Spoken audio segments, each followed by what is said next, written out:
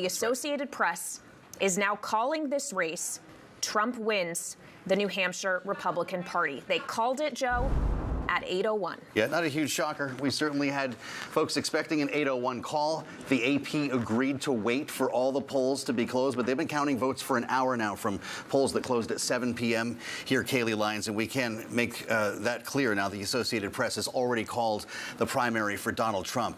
It brings us to some of the same questions we were already asking, though, Kailey. While this is a huge headline, certainly for the Trump campaign, what is turnout going to end up looking like? It looks pretty darn massive from what we've been hearing so far today, which could play well for Nikki Haley. And then to that end, what is she going to look like in the so-called strong second that Chris Sununu described to us right here? Yeah, that's absolutely right. The margin is critical here, and the margin is what we do not know at this point. Right. According to the Associated Press, only 17% of votes have been counted at this point. Trump has 54% of them. Nikki Haley, 45%. That is a 9-point spread, but we have a lot of votes that still need to be counted, and it may actually be that margin at the end of the day that decides the trajectory of the Haley campaign moving forward. If she decides to actually, as she said she would leading up to today, take this to her home state of South Carolina in just 4 weeks. And she's got some time, to your point, before that contest. It's interesting. We're going to be watching areas like the town we're in, Manchester, this evening to see how that plays for Nikki Haley.